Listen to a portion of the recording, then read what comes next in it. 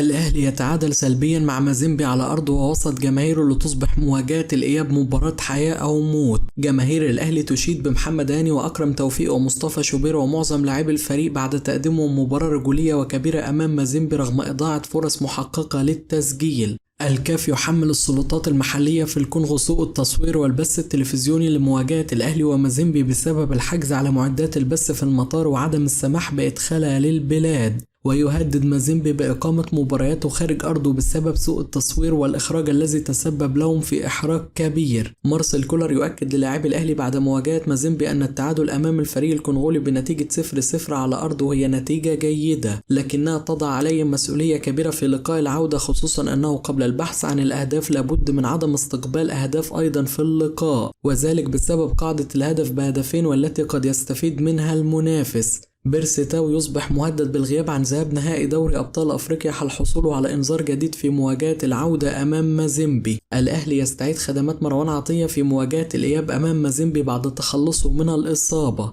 طبيب الأهلي يطمئن الجماهير الحمراء ويؤكد أن إصابة أحمد نبيل كوكا مجرد كدمة أسفل الركبة، وإصابة أكرم توفيق مجرد كدمة في الوجه وجرح بسيط في الحاجب. مصدر بالأهلي يؤكد أن تغيير رضا سليم بين شوطي مباراة مازيمبي كان بسبب شكوى اللاعب المغربي من إجهاد عام وأنه لا يوجد ما يعيق تواجده في لقاء العودة. وائل جمعة يتغنى بمستوى مصطفى شوبير وتألقه الكبير أمام مازيمبي ويؤكد أنه كان نجم المباراة اليوم، ويلوم على مهاجم الفريق بسبب إضاعة أكثر من فرصة للتسجيل على أرض المنافس. ويؤكد أنه بالرغم من انتقاده للمهاجمين إلا أنه شعر اليوم أن الأهلي لديه مهاجم وسيأتي مع حصوله على مزيد من الفرص، خصوصا لما يشكله وسام أبو علي من إزعاج كبير لمدافع الخصوم. مارسيل كولر يبدي إعجابه بالمستوى الذي ظهر به محمود متولي في وسط الملعب بعد الدفع به أمام مازيمبي اليوم، ويدرس الاعتماد على اللاعب بشكل أكبر الفترة القادمة. مارسيل كولر يعادل رقم جوزيه التاريخي مع الأهلي بعد الخسارة في 19 مباراة متتالية في دوري أبطال أفريقيا، ويصبح على بعد مباراة واحدة فقط من معادلة رقم الترجي التاريخي والذي لم يخسر لمدة 20 مباراة متتالية في البطولة. حساب دوري أبطال أفريقيا الرسمي عبر منصة إكس يتغنى بمستوى مصطفى شوبير بنشر صورة للاعب وكتابة تجده في كل مكان يتصدى ويحمي الشباك، أداء كبير من حارس الأهلي. خالد بيومي يشيد بمارسيل كولر وطريقة إدارته لمواجهة مازيمبي ويؤكد أن الفريق كان قادر على خطف الفوز لو نجح وسام أبو علي في استغلال الفرص التي أتيحت له أو طاهر محمد طاهر.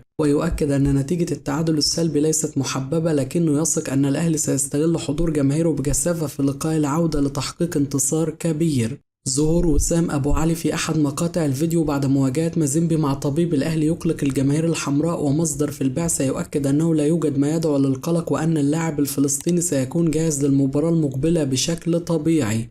وائل جمعة يحذر الأهلي من خطورة نتيجة التعادل بدون أهداف قبل مواجهة الإياب، ويؤكد لهم أن المنافس نجح أمام بترو أتلتيكو في خطف بطاقة التأهل بسهولة رغم تعادله ذهابا بنفس النتيجة. ويؤكد أن النتيجة التي انتهت بها المباراة هي أسوأ نتيجة إيجابية للأهلي، خصوصا في ظل قاعدة الهدف بهدفين. محافظة مصطفى شوبير على نظافة شباكه للمباراة السادسة على التوالي في دوري أبطال أفريقيا يؤكد أن الأهلي يملك حارس كبير. عمرو الجنايني يعتذر للأهلي في بيان رسمي ويؤكد أنه لم يكن يقصد الإساءة لأي فرد في المنظومة بعد مواجهة القمة، ولكن البعض حاول الاصطياد في الماء العكر وأخذ مداعباته في طريق آخر تماما لزيادة التعصب والفتنة. الاتحاد المصري للثقافة الرياضية يختار الكابتن محمود الخطيب رئيس النادي الأهلي شخصية العام، والدكتور سعد شلبي المدير التنفيذي للنادي يتسلم الجائزة نيابة عنه من الدكتور أشرف صبحي. مارسيل كولر: مواجهة مازيمبي كانت مباراة صعبة للغاية والطقس كان حار للغاية وأثر على اللاعبين فعلوا كل شيء وكانت هناك فرص محققة للفريقين وأي منهم كان يمكن أن يفوز. دائما ما نريد الفوز والتسجيل في كل مباراة، ولكني كمدرب أعرف أن ذلك لن يكون ممكن دائما. يجب أن نستعد جيدا وأن نستريح من إرهاق هذه المباراة للتسجيل والتأهل للنهائي من مباراة الإياب. حارس المرمى وظيفته أن يمنع تلقينا للأهداف، واليوم مصطفى شوبير أدى عمل رائع للغاية. أما بالنسبة للمهاجمين فأتت فرص كثيرة خطيرة وأضاعوها، وأتمنى أن يعوضوا ذلك في مباراة الإياب. سوف أعيد مشاهدة المباراة في الطائرة لاستخراج النقاط الإيجابية والسلبية ثم أتحدث عنها مع الفريق، كما سنشاهد مباريات أخرى لمازيمبي ونحللها قبل اللقاء المرتقب. وائل جمعة: لعبت على ملعب مازيمبي مرتين من قبل والأجواء هناك صعبة جدا، والمشجعين يشجعون بروح وحماس، واللعيبة تلعب باندفاع وقوة وتستغل النجيل الصناعي والأجواء.